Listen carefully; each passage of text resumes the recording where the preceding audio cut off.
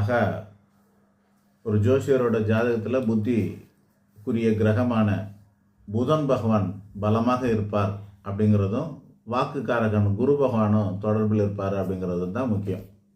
வாக்குஸ்தானம் 2ஆம் இடம், தொழில் ஸ்தானம் 10ஆம் இடம், அப்புறம் இதுக்கு ஜோசிய கிரகம் புதன், அப்புறம் வாக்கு கிரகம் குரு பகவான் அல்லது வாக்கு ஸ்தானாதிபதி, இதுக்கெல்லாம் தொடர்பு இருந்தால் தான் அவங்க ஜோசியராக இருக்காங்க.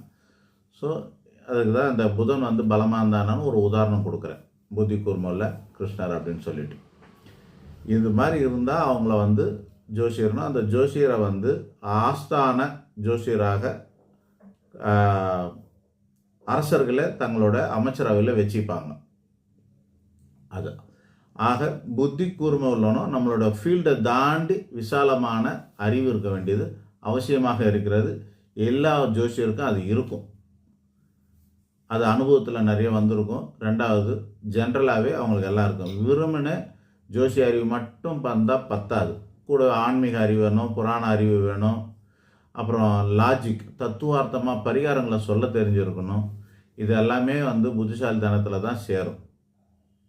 அதனால் எல்லா ஜோசியர்களுக்கும் நிறைய விஷயங்கள் அதிகமாகவே தெரிஞ்சிருக்கும். எல்லா ஃபீல்டை காட்டிலும் ஜோதிடத்தில் இருக்கிறவங்களுக்கு கொஞ்சம் எக்ஸ்ட்ராவே நாலேஜ் இருக்கும்னு அர்த்தம்.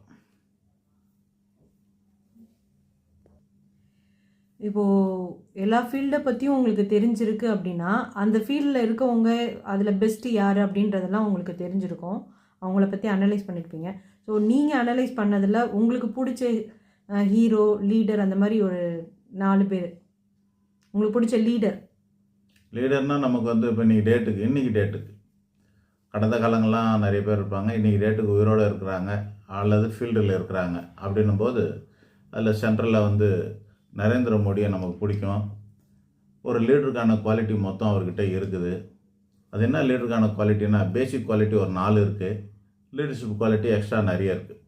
அந்த பேசிக் குவாலிட்டி அப்படிங்கிறது என்ன? அதாவது அந்த லீடர் எப்படி இருக்கணும்னாக்கா, எல்லாருமே வெறும் தோற்றத்தில் கரிஸ்மெட்டிக்காக இருக்கணுன்ற அவசியம்லாம் கிடையாது.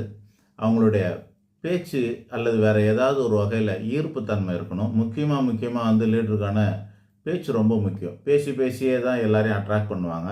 பேச்சு மூலிமா தான் அண்ணாலேருந்து, கலைஞர்லேருந்து, இப்படி எம்ஜிஆர்லேருந்து, தமிழ்நாட்டில் இருக்கக்கூடியவங்கள இன்றைக்கி லேட்டஸ்ட்டாக இருக்கிறவங்கள பேச்சு மூலிமா அட்ராக்ட் பண்ணுறவங்க கூட சீமானு, அண்ணாமலை, இவங்கெல்லாம் பேச்சினால தான் அவங்களாம் அட்ராக்ட் பண்ணுறாங்க, கரிஸ்மேட்டிக் பர்சனாலிட்டியாக மாறுறாங்க. ஸோ அது மாதிரி என்டர்டெய்னராக இருக்கணும். அவங்கக்கிட்ட கேட்டுக்கிட்டே இருக்கிற அளவு